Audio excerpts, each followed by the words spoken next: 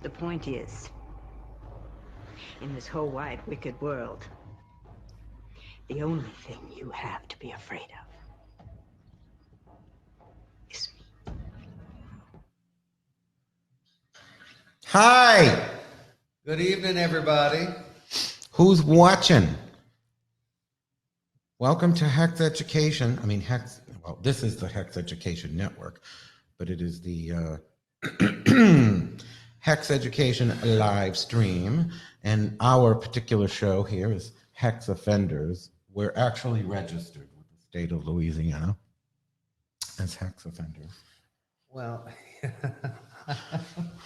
My name is Christian Day, and I'm Hoodoo Sen Moise, and it's wonderful to be able to talk with you folks this evening. And this is our first show. Let me see. I want to remind people, if you look at the description wherever you're watching this, the best place to watch the show is crowdcast.io, I as in Ida, O as in Olive, / Hex Education, because it's easier to ask questions and interact. We're not always able to monitor our watch parties and live streams and YouTubes and everything else. I also hear that the sound is infinitely better here on Crowdcast. That for some reason it gets a little schmutzy. What's that? Oh, I don't know. Kirk's live stream isn't working. Mine seems to be. Maybe reload. I don't know. Mine seems to be working. Is everybody on my Facebook? Someone comment on my watch party so I know people actually can see. Let me see if I can reload. I don't know. How do you leave? I don't know how to use this kind of phone, and I don't want to get too wrapped up in it. If you're on Kirk's thing and you can't, well, obviously, you're going to have to comment, tell them to look somewhere else. We should have been testing that much earlier. Hold on, we're working on it.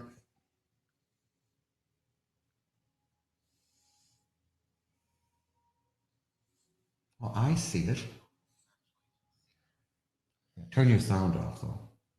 How about that? Yeah, it's fine. It's there. Aren't you seeing it? If people can't see, type to reload. Reload if you can't see. Refresh if you can't see. Or don't be a loser and go to Crowdcast, which is much better because I have a Q&A. If people ask a question, I can set at the point in the video where the question is answered. So then they can click the question on Crowdcast and find out exactly where the answer is. Anyway, hello everybody, and today's topic is Insta-Witches. And what was the other part of it? No, I can't remember. The aesthetics. The aesthetics Correct. Of magic. Here I am wearing, me who wears so much black. So what's your magical aesthetic? My magical aesthetic is whatever the hell I put on. Well, you always have a headdress. What's that? Yes, I do. There's a reason why my head is covered. My head is covered for two reasons. I cover my head, number one, because it is protection on the head, when it comes to spirits and such. But also the second reason why my head is covered is because it always reminds you that no matter how tall you are never taller than God. That is why my head is always covered. Unlike those Christian televangelist wives who, they say the higher the hair, the closer you are to God. I'm close to God. Well, and I guess in your own way. Looking for a city. Well, sometimes you have to look for a city to be able to find one now, don't you? You got to look for a city. Jesus in the city. Jesus. Hallelujah. Praise him. Yeah. I actually, we have a new soundboard now, unlike the 8 little limited buttons, and we have all these little things, and I can even add more, like That's much too vulgar a display of power, Karis. There's nothing like The Exorcist. You know, that opened on a Christmas day. People went in on Christmas to hear about Jesus fucking you. And, oh, I didn't get that one on here. Oh, no, you didn't. I guess you're going to have to get all that. Dimi, why you do this to me? Please, Dimi. I'm afraid. You're not my mother. No, so I'm trying to keep track of all the chats, which is why I try to get everybody to go into Crowdcast, because there's a very strong chance I'm not going to see your questions on my watch party, because I have the watch party. I don't have the actual broadcast of Facebook, so if you're in that, I won't see the comment. I cannot, unless I get some sort of thing like those clocks they have at, like, you know, Wall Street or whatever, you know, with 20 different screens showing the chats from everywhere. The best place to watch is crowdcast.io/Hex Education.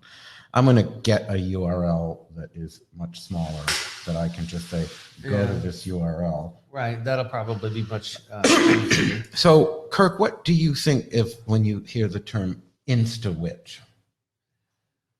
A lot of times what that leads me to believe is it's somebody who was probably like, you know, read one book and then all of a sudden they become a grand poobah of this, that, or the other.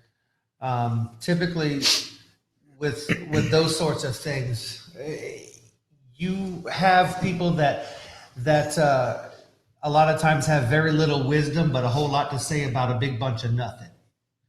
I mean, and the thing about it is that, like, you know, everybody has to work out their own salvation, but at the same point in time, you know, it's not about just simply cracking open a book. It's more along the lines of, like, you know, getting training that you need, whatever the tradition or whatever, you know, there is there that you're involved in. You're echoing a little. You got to bring that a little closer. This way? Okay. Right. Usually I don't need microphones because my damn mouth is big enough by itself, but, you know, well, I'm learning. The internet can't hear you, honey. Oh, I can make it hear me. I can make it hear me. Anyhow, so the term, like, Insta-Witch is, to me, basically, it could almost, I don't know, it could almost be an umbrella term for, you know, people who, you know, they read one book and now they're the professional of everything. I don't know. What do you think it is? Well, I sort of think of the same thing here. Sorry, I didn't have these head things all the way in. I have very weird ears. So when I wear, like, the Apple earpods, they fall out and nothing fits right. So I've got like 10 different insert things for these earbuds and none of them seem to fit. So it just slides out and moves around. I just need, like, to crazy glue them to my ears, you know. That'll be great, right? So I can hear better. To me, you know, I think that there is a lot out there of you know, with Instagram and Facebook and social media, and I mean, it's happened ever since the internet, really. Oh yeah, like that whole, like, the witches of Instagram, or like or whatever they call it. All that, I don't know. Like, I don't pay attention that much to all that, but yeah, you know, to where somebody, you know, like, they do things not because it's a part of, like, the practice that they have or the tradition that they're getting involved in, but a lot of people try to do things to look spooky, you know, and I don't know, to me it just don't make any sense, but, you know, to each their own, I suppose. Well, I'm echoing a little too here. I'm going to bring it a little closer. It does really, the closer it is to you, the less, because this room is so reverberating, I am going to try to improve on that, but it's very challenging. So for me, I think ever since social media began, maybe even, but, you know, even books, you always had these people that would come out of nowhere and write about something, but at least back then they'd write a book. Right. So if they didn't know something before they wrote the book, they at least knew something once they wrote the book, because they had to do all, you know, there were a lot of things about working with the dead that I didn't know until I went to write the book. because I had to go, Witch's Book of the Dead and Kirk, and who's descended from Moses. Piss out your ass. I'll buy you a Krispy Kreme.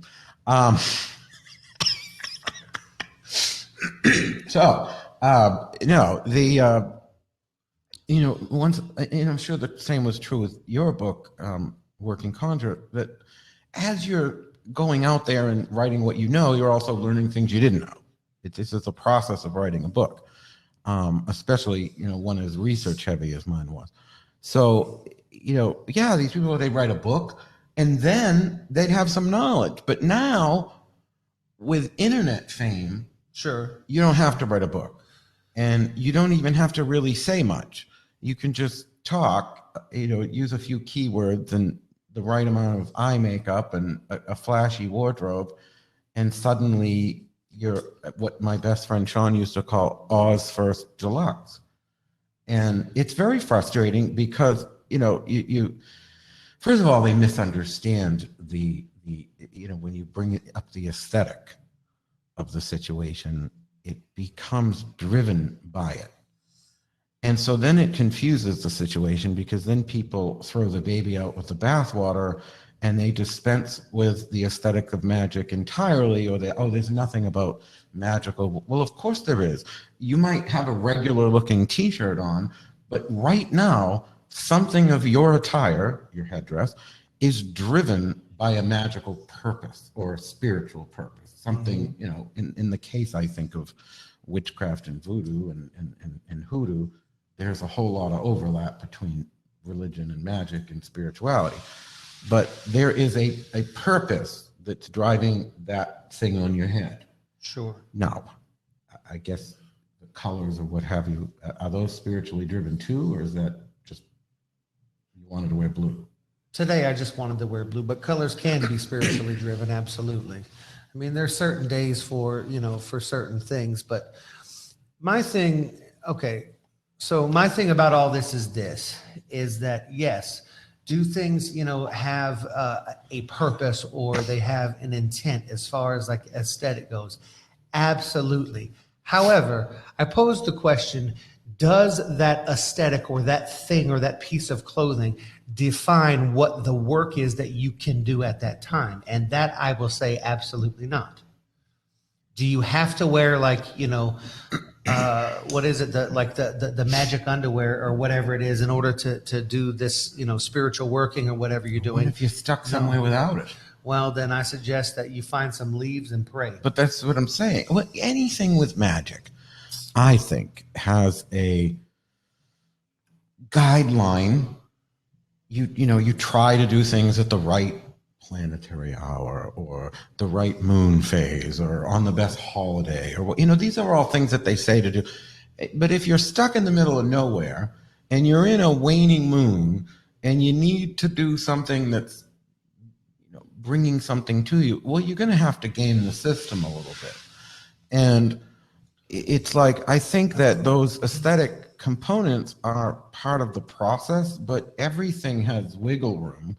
But it's the problem I have is when the aesthetic comes before the magic. One of the reasons I wore something, I'm so known for black and eyeliner, and I like those things. I wore this to sort of say, well, I'm not trapped in it. If I really feel like I don't want to, go all out in that regard, then, excuse me, I'm trying to follow. I don't have any questions, by the way. If you have Q&A, there's a Q&A box in Crowdcast, and that's where to ask the questions in Crowdcast because we might not always see the chat. And you can ask on Facebook, but we're only monitoring our respective watch parties and YouTube, and only every so often because there's just so many places for people to talk. This is simulcast to several locations. But here's the thing. Sorry, when I see the YouTube or the YouTubers, the Instagrammers, the Facebook people, all the various social media, witch du jours, there's a lot of wonderful talent on there too, but there's a misunderstanding of what aesthetic is, I think. And you've got two camps that I kind of disagree with. One is, the Insta-Witches themselves, where, what is that? There's this one, oh God, I am a trash talker, I have to say names. Harmony Nice. And she's apparently got 800,000 Instagram followers, and she just came out with a Wicca book. And in the book it said, Gerald Gardner's kind of like the dad of witchcraft, Wicca. And I was just reading this going, what the fuck? Someone said that to me, and I'm like, okay, I gotta go see who this is. And I go to her Instagram, and she's basically famous for makeup tips and, all these aesthetic sort of things. And it horrified me, because it's like, okay, I'm a witch because I have eyeliner. And then you have the other camp, which dispenses with any need for it at all. In your tradition, they'd be people that wouldn't bother wearing the headscarf, or they would just, oh, I don't need this, or, I'm going to do whatever. There's no allegiance to that at all. And they look at aesthetic as a problem in and of itself. And so that camp sort of bothers me too. Those are my critics. Why does he wear eyeliner? I hate that he wears eyeliner. It's an embarrassment to the pagan community. If I chopped my dick off tomorrow and identified as trans woman, or even just identified as trans woman and left my dick on, because you can do that now, they would celebrate my eyeliner. Suddenly, my eyeliner would be a celebration of my transgender identity.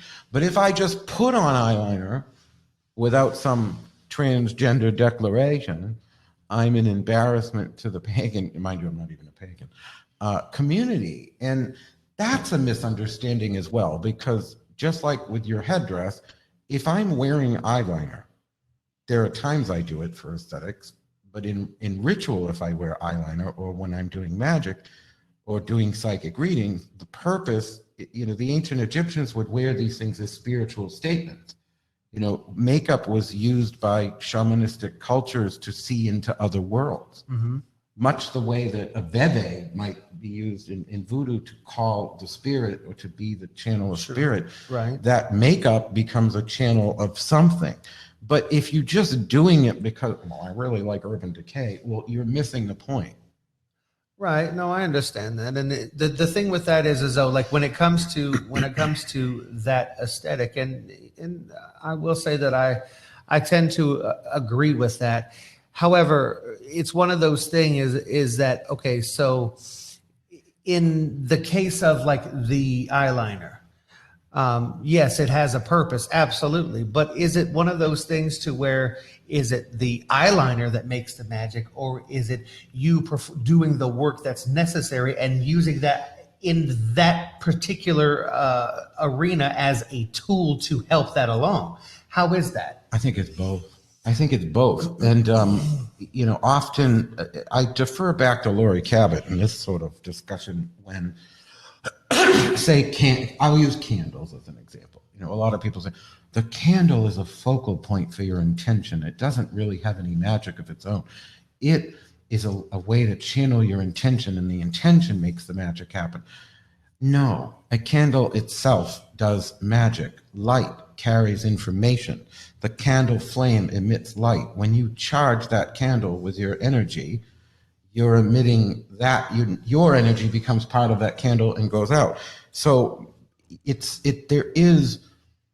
there are actual tangible aspects, I think, of those things. Like, for example, the color black. It draws in all light in the spectrum, helps us to be psychic. When we wear the color white, we're able to project.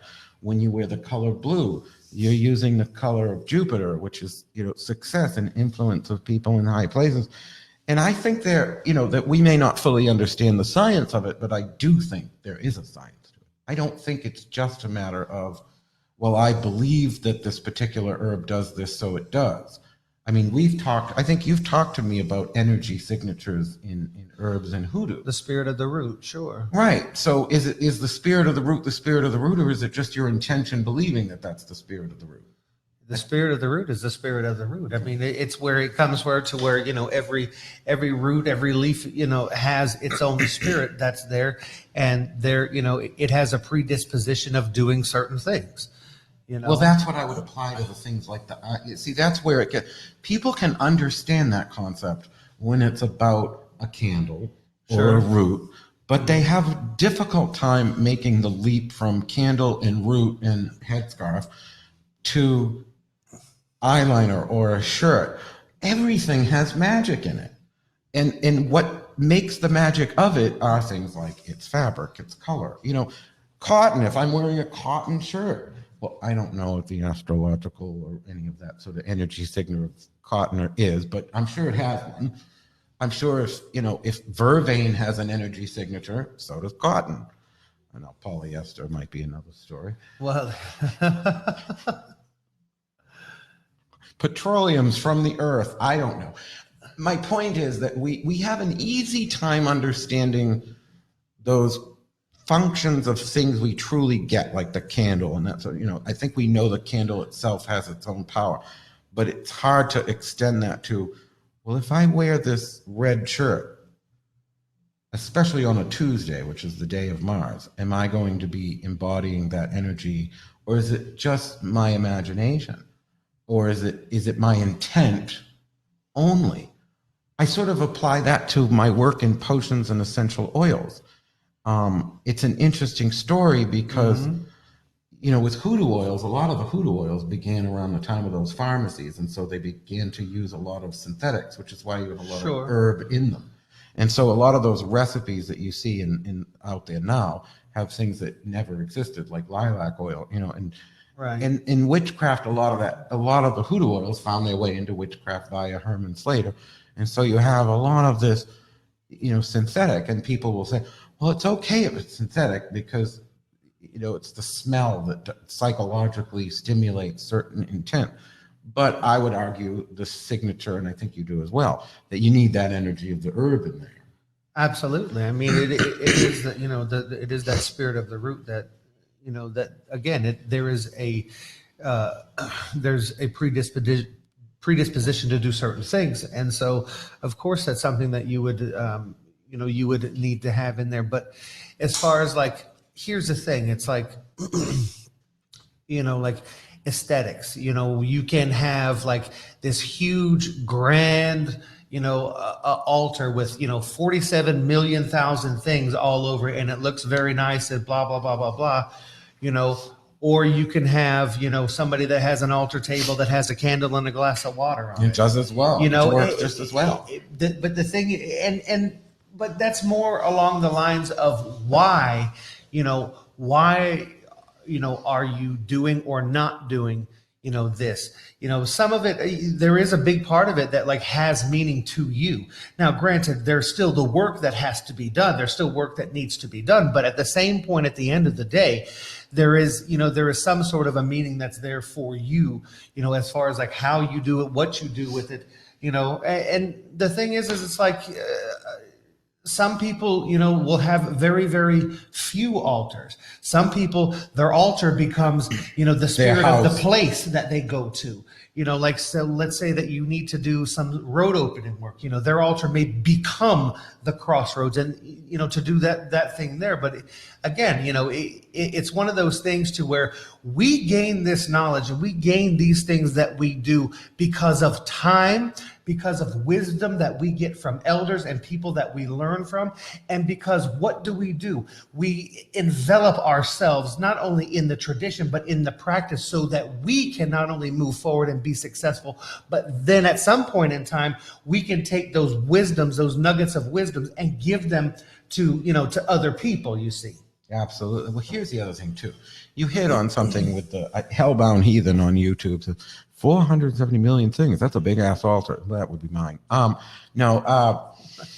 You hit on something interesting here, in that obviously each of us is going to interpret the magical aesthetic in our own way. Sure. You're very sparse, and, you know, your t-shirt, your headdress, you're pretty much, you know, you sometimes go all out with the suits, which I love, but you have a simple aesthetic, and so you interpret that magical into that, but it's still driven by it. Sure. In my case, you know, I've been called the Liberace of the dark world, you know, whatever. That, yeah, I'm going to take the magical aesthetic and turn it into something grandiose, with the 40, 70 million things on the altar, Sure. and the amazing, custom made clothing and capes. And, obviously the aesthetic doesn't require a cape. It doesn't require the black colored shirt to be,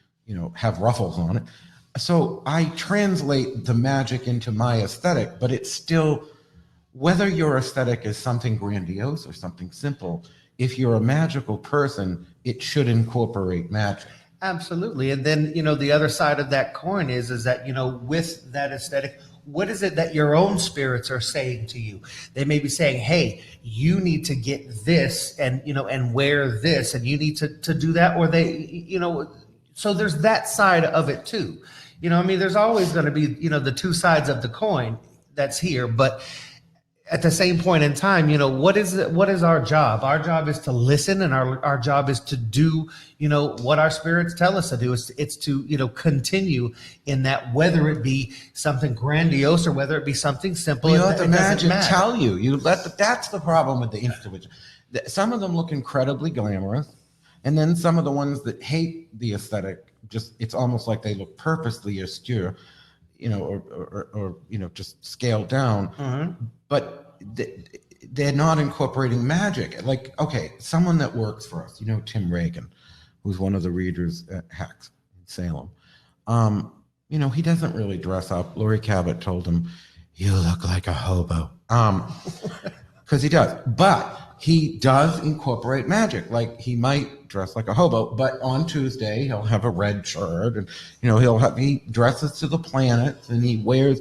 So as simple as his aesthetic is, and as sort of, wash and wear, it's driven magically. And so, I don't have a problem with the simple aesthetic or the extravagant aesthetic, as long as they understand that there's something unique about the magic driving it. And if you look, I can't speak, you might be able to say how this exhibits in Haiti, because of course, Sen Moise here makes many annual trips to Haiti, and as an Ungan Sagwe of Haitian voodoo. And but when you study a lot of these ancient shamanistic and tribal cultures, and some of the ones that still exist today, mm-hmm.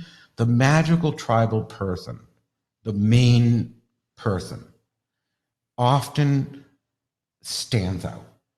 Maybe they have another extra bone in their nose. You are so stupid. They got a little extra headdress. I'm just saying.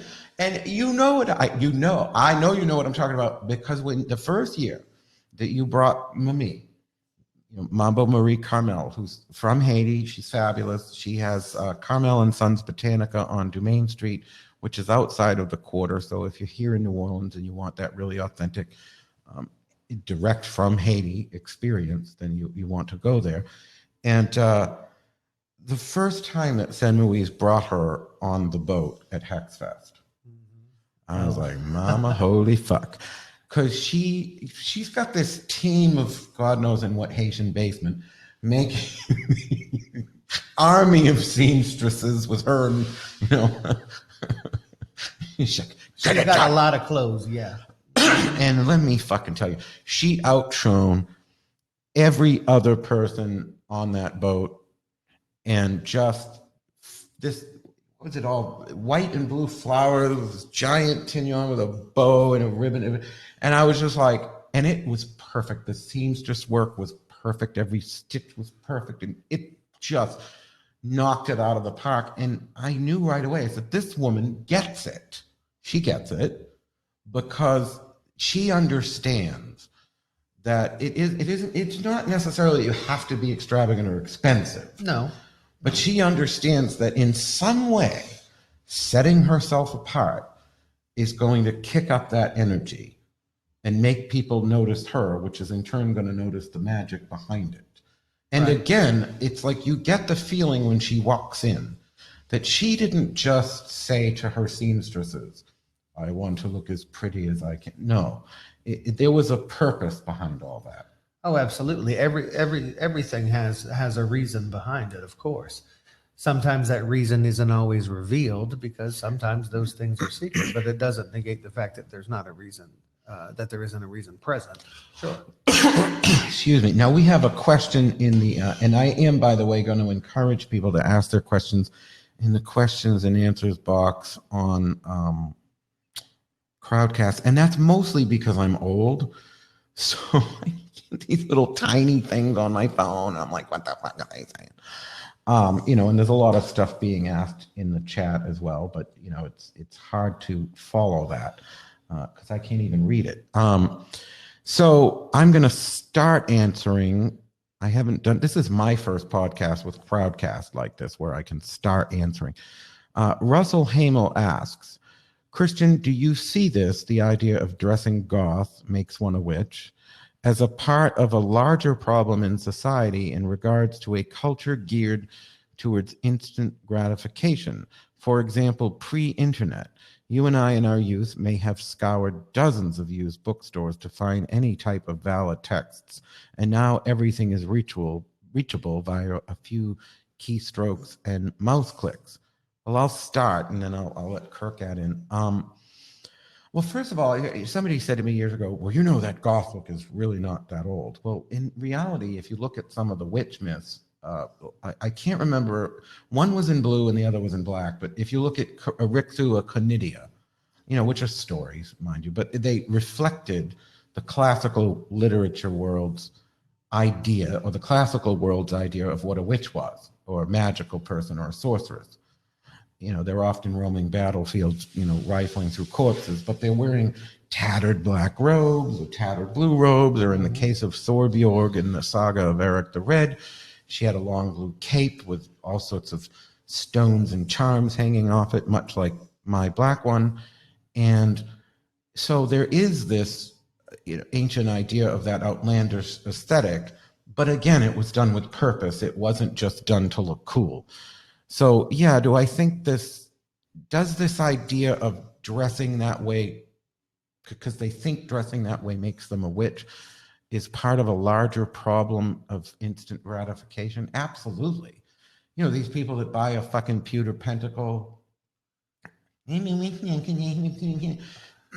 I'll tell you, Penny Cabot told me 30 fucking years ago, because I asked her why. She had this gorgeous gold pentagram, you know, pentacle like I have here with the diamond, and hers was covered in emeralds, and I was just in complete faggoty awe.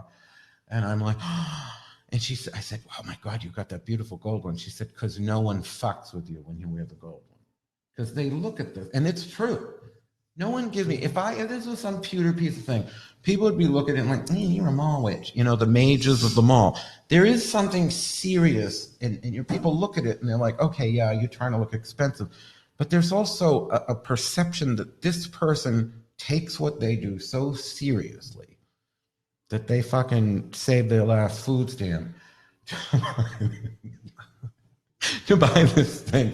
And, you know, not everybody can do that. I get it. But I think that instant gratification is in our society today is a big part of why we think we have the Insta-Witch. It is part of the greater society, though I do have to say, I never had the problem of having to scour the used bookstores because I grew up in the Salem area where there were occult books there going back, 40 years. What's your take on what do you have? So my take on it is that, yeah, okay, so you can dress the part, but can you do the part? Just because you're dressed like a surgeon doesn't mean that you can start, performing operations on people. I mean, you can if you want to, but it's probably not going to go that well. And it's the same thing for when people, are having involved in various traditions, practices, etc. I mean, like you can do all of that. You can. I don't. You know what? What's the highest number you've heard? Yep. I'm not gonna. 13. I bet it's higher now. To go. I'm not gonna. You don't like to go there. But the flip side to the coin is, yeah, this instant gratification things mean, if I dress the part, then fine. But what you don't have is the work that's necessary to put into it to understand what every single thing that you might be wearing, what it is for, what it does, the training that goes behind it to be involved in whatever respective tradition that might be. So what you have is like you have somebody that looks the part but couldn't perform anything or do what is necessary in order to, actually be the thing that they're trying to look like. Well, I love the ones that have, 13 or more traditions that are of an elevated status within each and every one of those traditions, as though you could possibly represent all of them. First of all, I look at it from the perspective of the gods, because unlike a lot of these posers, I actually believe these entities are out there in some way or form. It's not just pageantry. And if I were one of those gods, I'd be really fucking pissed. I'm glad you could pencil me in, cunt. You know what I mean? Like, but I mean, seriously, if you're representing all these different pantheons and everything else, it's like, what? How imagine if you were imagine the gods as your friendship circle and how they would feel, if you were just tossing them all around like, they just could plug and play. I wish you people would put your commentary in the Q&A box. Okay, I'm clicking done answering. So that was Russell Hamel's question. By the way, the best place to watch this is crowdcast.io/Hex Education. I is in Ida, O is in Olive. And the reason for that is the sound is 10 times better. I don't think you get quite as much delay between the microphone and the camera, though I'm told that's because of this retarded fucking expensive Logitech webcam, which I paid like $150 for. So I'm going to have to really up the game. Mm-hmm. But this is all a work in progress. So how do we counterbalance all this? I mean, okay, years ago when we, first became friends, and this was before the book and the shop and the whole thing. Mm-hmm. Like me and a lot of other people, you had criticisms of some of what was out there, because God knows there's a lot to criticize. And I remember what I said to you was, there's only so much you can do about these people other than outshine them, which means you need to take the narrative, and that means, write a book, open a store, do a festival, which you've done all of, by the way, which is, he owns, Sen Moise has Conjure in New Orleans on Dumaine Street in the Quarter. What's the address? 506 Dumaine Street. 506 Dumaine with Mama Star Casas. And it's a wonderful store. And now you're defining the game. You've got the book, but now we've got a new thing. When it was just, I don't like the person out there speaking about this, let's outshine them. Well, now you're competing with these hoes with 800,000 fucking Instagram followers and a makeup stick. And it's like, all the old rules seem to be inapplicable. How do you even, unless you're super tech savvy, it's no longer enough to just open a store and put out a book. What do you do when, you don't have 800,000 followers and a makeup stick, and that person seems to be the one? How do you counterbalance that? Because I don't know. That's a really good question. And I don't know that I know the answer to that either. The one thing that I will say, though, is that it will always serve you better to, if you want to make a change, then set the example of that change. Bitching and moaning and whining about, about something. Basically, yeah, you'll have like, your 10 little rah-rah people, that's all there, be like, yeah, but it's not going to change anything, especially in the long run. It's about looking at the bigger picture. It's looking at what is down the road, not what is directly in front of you. Because looking down the road, what does that do? It opens up a way, it opens up a door, it opens up an opportunity to be able to begin to facilitate change, in whatever the issue may be going on or whatever may, be happening. But if you really want to do something, and that's another problem that we have, is that, people that they don't want to, that a lot of folks They don't want to do that. What they want to do is they want to bitch and moan and complain, but they don't want to do anything to make any kind of changes. Basically, it's like, okay, let's see if I can look at some drama and make some drama real quick because, I'm miserable and I have no life. And so I'm going to do that just because I'm bored. And so that absolutely does nothing for addressing, and creating a solution, or actually maybe opening up the eyes of someone else who may not even know. So, I've always found, oh Lord, I've always found it to, it's much more fitting that you move with the intent to, okay, you're going to write the narrative. If this is all going on that's wrong over here, then do something that has the ability to make the change. Yeah, outshine them.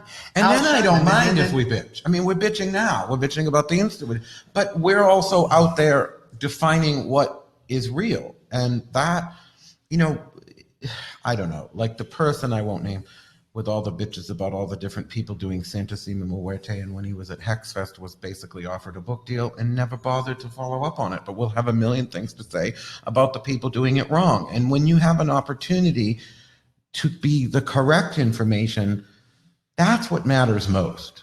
I mean, the bitching, it's, we all like to bitch once in a while. And I think there's helpful it's helpful sometimes to say, here's what not to do.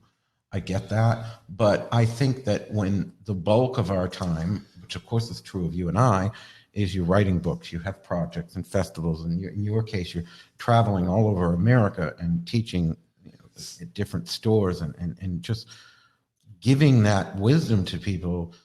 Yeah, well, we can take an hour and shit talk, but because that's not all we do. We're not these internet outrage societies constantly looking for the next thing to freak out about. Right. Is that a question? Oh, there's a couple of them here. Hold on. And by the way, the best place to ask the questions is crowdcast.io/Hex Education. Because it's really hard to, I haven't done this yet, like Brian's has done 2 shows so far, and I am finding the Q&A really difficult on these other platforms. So let me see how I do this. So Sophronia, I lost my eyeglasses, so that's part of the problem here. I will be getting some new ones this week. Sophronia asks, what would you suggest to a person beginning to teach a subject like tarot, Reiki, or magical work? I have begun teaching tarot and consulting on magical work. I also manage a group where I will have people teaching their spiritual ways, such as Reiki. What do you suggest I require of my teachers and of my students? When it comes to anybody who is going to teach, first and foremost, you have to be able to convey a message so that people can begin to understand it.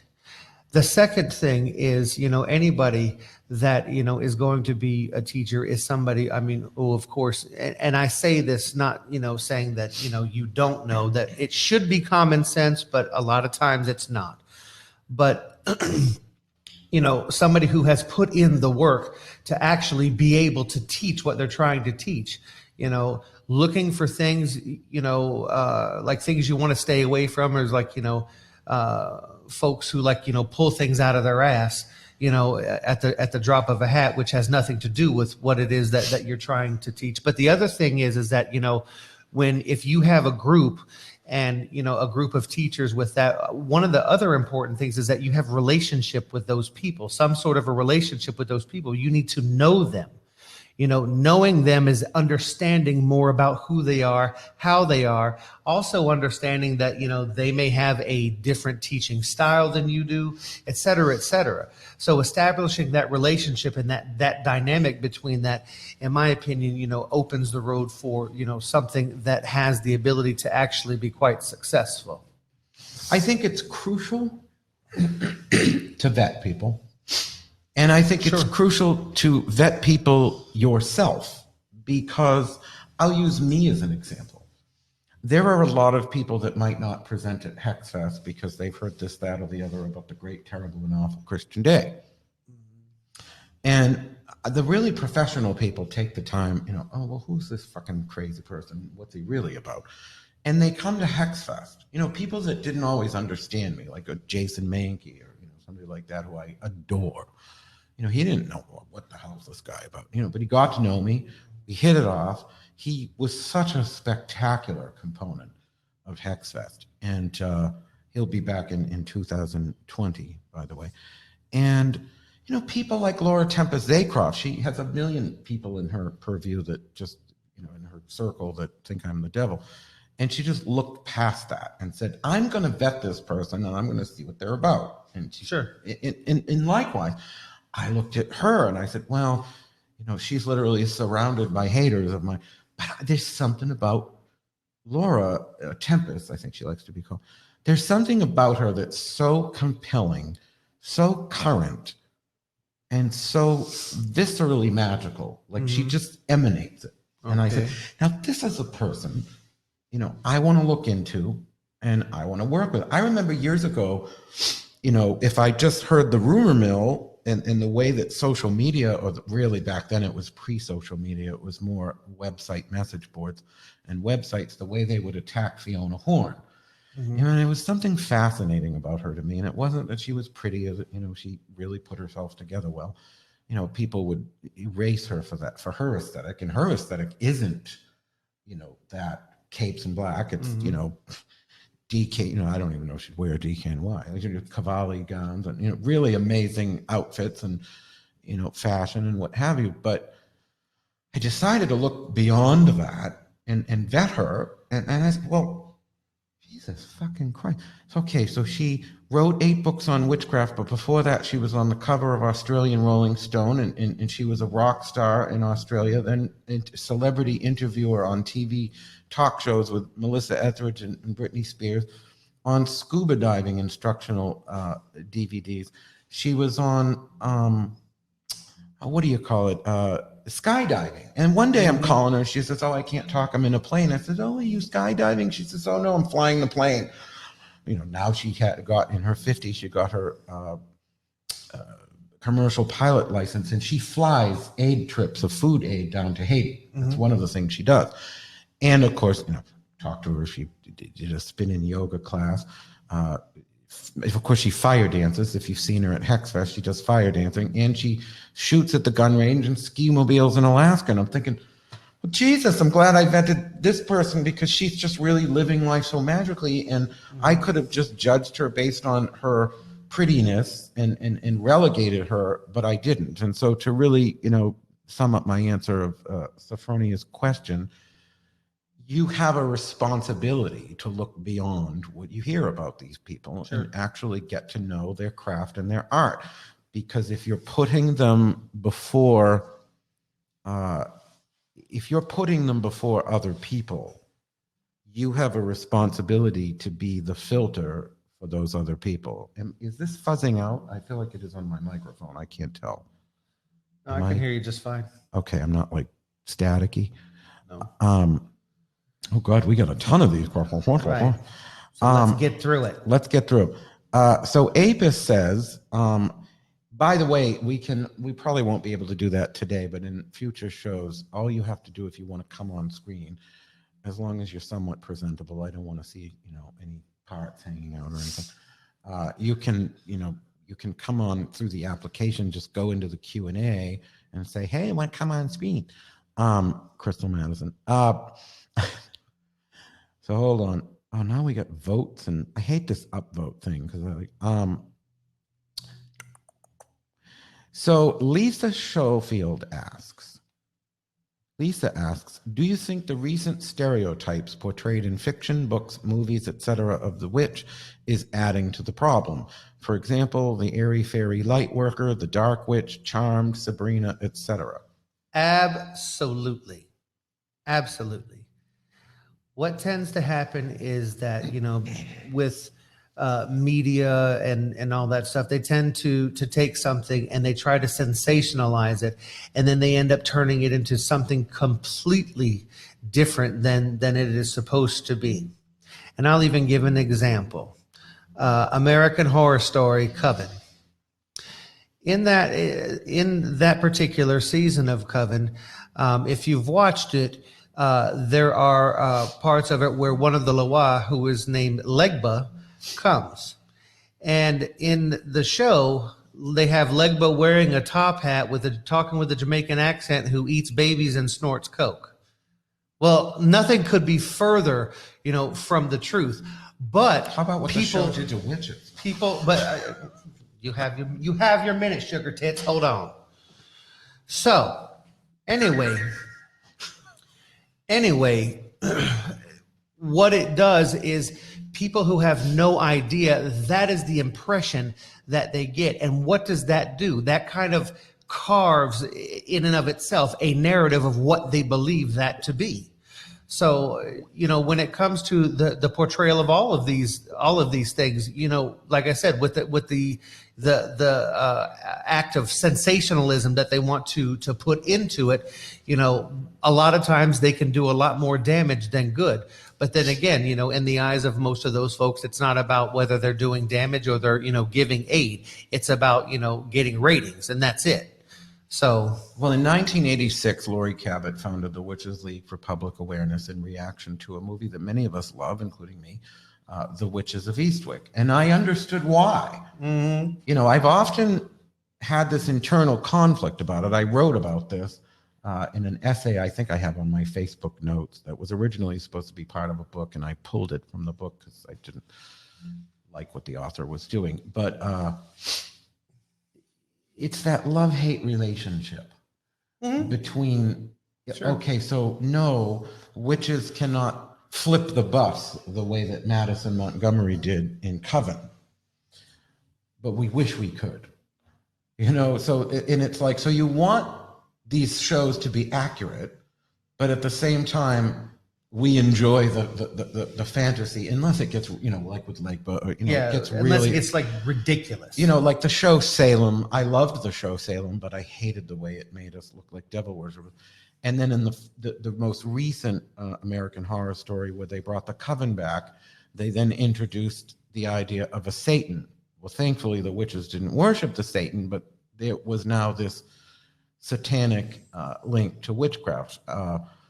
Salem went whole hog with it, and it was my guilty pleasure because it was Dynasty meets Rosemary's Baby, but at the same time, it constantly upset me because they were just totally wrong. Right. But it sort of harkens back to a conversation I had with a lesbian boss at the phone company that I used to work at, and we had this big debate about which movie was better. Tu Wong Fu, Thanks for Everything, Julie Newmar, or the art film Priscilla, Queen of the Desert. And, artsy coffeehouse lesbian was definitely on the side of, Priscilla, Queen of the Desert. And I was all about, Tu Wong Fu. And she says to me, oh, that's so fake. Drag queens can't go into a room and, do their, I Dream of Jeannie Blink thing and make the room all better. And I said, yeah, but we all wish we could. And that's the fantasy of these witch movies, is that we recognize how inaccurate they are, but there's some part of us that wishes we could be that spectacular. So I always have this love-hate relationship. I love The Witches of Eastwick. It's one of my favorite movies, but I also hate that it can hurt the understanding of who we are as witches. So it's a double-edged sword. No, absolutely it is. You're right about that. But then, that goes back to the whole thing that we were discussing earlier about, writing the narrative, taking the narrative, because in a way, like with regard to this, it becomes almost like damage control. Have another cherry. Best spell in the world, by the way. So thank you, Lisa. All right, next and one. Yeah, we're not going to be able to get to it. Oh, how we hate the serpent and the rainbow. Yes, we do. What a crock of shit. I love that movie though. That was when I really like. Oh, you didn't like it? Can you really put the? Well, wait a minute here. Mami said there was something about those spirits. Do you? I'm going to tell you now. I'm going to tell you now. The whole thing with the serpent and the rainbow, with the getting the recipe for zombie powder. It's not that that whole thing. No, sorry. Well, when Mami was teaching at Hex Fest, and I wanted her to do, instead of a religious Haitian voodoo, I said, I want the magic of Haitian voodoo. And she did talk a bit about the powders, and yes, and she talked about the jars, and she said, when I die, my people will put my spirit in a jar so that other people can't take the spirit and put it in a jar. So that part of Serpent and the Rainbow had a little accuracy. Of course, there are some things, but again, it's not. It's but this not is my problem with it. This is my problem with y'all's religion. If they're gonna put my ass in a jar in a good way, can it be like I Dream of Jeannie? So it has like a sofa, maybe satellite TV and fried chicken. Fried chicken, absolutely. Jesus Christ! By the way, we should go to dim sum after this. We're going to do dim sum after. Hold on, let me see. How does one know they have a gift, that it's in your blood to learn the practice? I don't know if it's on topic, but I guess we can take the question. Well, go ahead. You start. Well, I think we all have the gift. When I went, when I first took Witchcraft 1 with Lori Cabot, I was just a card reader who was dabbling in witchcraft and didn't understand it. And I thought I had no psychic ability. I'd learned the meanings of the cards. And then when we learned how to use alpha brainwave, every person in that class discovered that they had some measure of psychic ability. There wasn't a single fucking person that wasn't able to intake, process, and interpret information from outside the body, not accessible by the traditional 5 senses. She was able to get every one of those people to find something. Were they all equally talented? No, but all of them had a gift. I think that everybody has the ability to be spiritual in some ways, and everybody has the ability to work magic in some ways. But the one thing that I will say is that is everybody born to do it? No, not everybody is born to do it. Just like not everybody is born to be a doctor, not everybody is born to be a farmer, et cetera, et cetera. I think that anybody can worship, but not everybody can do the work. That's what I think. And what I mean by that is that not everybody can be a priest or a priestess, but everybody can, in some ways, work with the spirit, of course. Do you think that's due in part to their own self-discipline and other? I think that there's a lot of factors that's there, but but there also has to be a gift, and when I say gift, I mean like the ability to open your own head to what is outside of your own periphery. Mm-hmm. Well, that was Diane's question, so thank you. I think Russell's is a comment, so I'm just going to leave that there. Okay. Try not to make comments in the Q&A, because then we think it's a comment, a question, and then we get confused. Is this a question or is it a comment? It is something though, but there's a very good statement in that comment. Well, let me take it then. So Abus says, yes, when it comes to social media and the witches that have managed, quote unquote, that have managed to direct and influence trends, I think it's a case of the blind leading the blind. Insta-Witches speak as though they are authorities on a subject, but 9 times out of 10, they are only a few months or a few years into their practice. New seekers flock to social media looking for information and content and become misguided by these trendy kids spouting their half-truths from Pinterest. Brilliant fucking comment. Absolutely, and I agree with it, 1,000%. It absolutely is, the becoming the blind leading the blind, and then it's only a matter of time before the blind leads the blind off the dock and into the water. I think that maybe one of the things that we have to be more vigilant about, these old, the old guard, and sort of like us, we're the semi-old guard, that have been at this for decades. and that is to expand our presence. You know, a lot of the hardcore practitioners eschew social media, but in that vacuum, what is taking place, you know? And so it's, Sure. I think doing what we're doing right now. In a way, is, you know, just on top of, you know, what you were saying, I mean, as much as I despise social media, because I do, but it has become a necessary evil, so to speak. Well, that's the thing. It's like, we don't, you know, but doing this, here's what I love about this.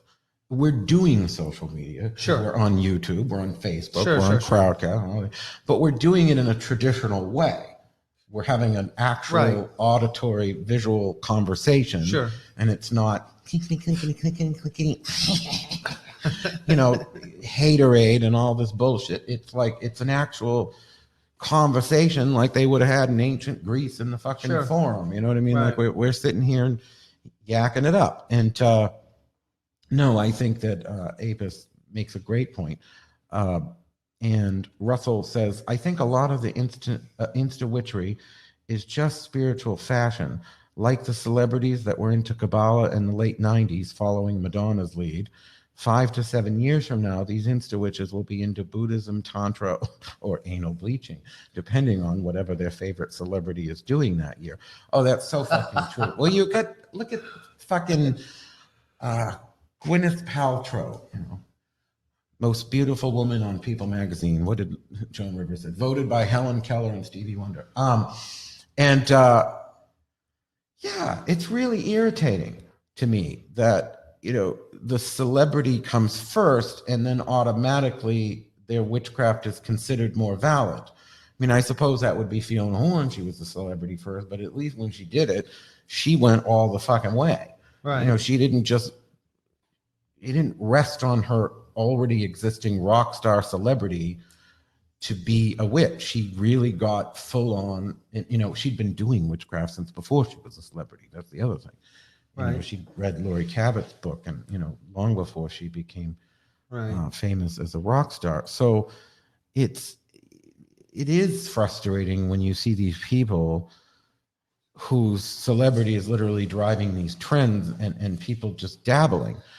But the good thing about it is, as Russell points out, is that they move on. Right. You know, 30 years from now, Right. these people aren't going to still be witches or voodoo or hoodoo. Sure. You know, they're going to be on to the next thing. Correct. And so we at least know those people have a short shelf life, because they're going to, you know, they're going to get bored, like you said, and they're going to get bored because they are boring. Right. So we're going to finish that question. Final thoughts. Oh, you really want to just rush off here? I thought we were going to do a little. You can stay here. I got to piss. So I'm just telling you. Jesus, you just peed before you go on the air. Yep. Never seen anything like it. I know. So anyway, we're going to make this a short one, I guess, today. Well, we wanted to kind of do this as an hour-long show anyway. Oh, here's a couple questions. Do you want to take them before you empty your bladder over there? Colleen asks, how much do you think the shock factor plays into the younger generation becoming Insta-Witches without the actual experience or learning? I think that it plays a huge role in that because, you know, quite frankly, you have a lot of people who, you know, because they think that they look spooky or whatever, or, you know, that's kind of like what they're trying to go for. And so if they have that, then, you know, a lot of the time seemingly they're satisfied with that because, you know, if they, you know, I don't know, dress with whatever foolishness that they have on that you know, people are going to start saying, oh, you don't miss it because they're very dark, you know, where they're going to go like into the middle of the cornfield and, you know, I don't know, summon the devil or some stupid shit. But well, that's the other thing. It's shock should. If you look at Laurie Cabot, you might find a look of her shocking, but her personality, and this always drove me, and I know it drove Sean. Her personality is so accessible that you can walk up to her and have a conversation, even though she looks the way she looks. And I know from personal experience that the energy that I project, I can wear the cape and the whole 9 yards, and people will feel comfortable talking to me. Right. Because that's the energy I project when I'm in those. I'm open. The rest of the time, I'm just like, get away from me. But if I'm out in Salem, the energy is very much, it's okay to talk to me. Last question is, what in your opinion is I don't know if I could handle it, 2019? Samuel Case, what in your opinion is are the must-have books available in 2019 for young people that are serious about their craft and plan to pursue it for life? Well, I think we can answer this from both our perspectives.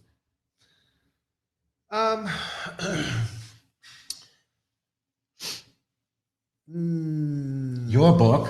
Yeah, no, I know, but I'm trying to. He's a fucking author.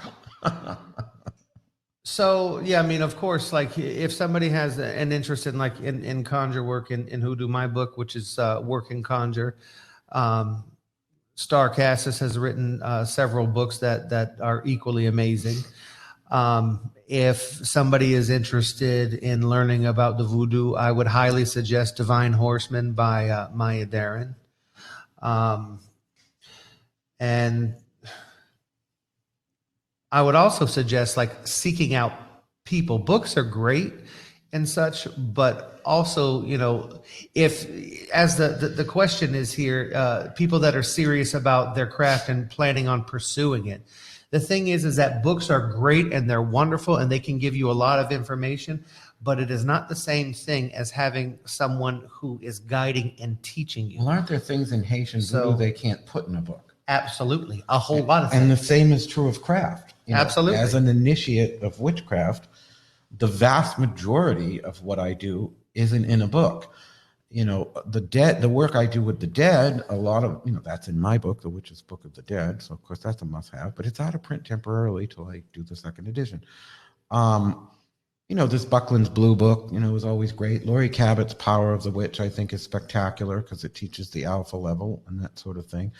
But ultimately, Brian's book, which I can't name yet, but that should be coming out in the next couple of months, is going to be a spectacular introduction to discovering initiatory craft and the things you need to do to be ready. But you will not learn it. True craft is not going to be in a book. No, and that's kind of like an across the board thing. If you really, really want to learn, like I said, you can get there's some things that are good and there's a lot of great information that you can get, but it's nowhere near the same as, having someone. And I would suggest to begin to seek someone out in whatever respective path that is speaking to you or calling you to go into.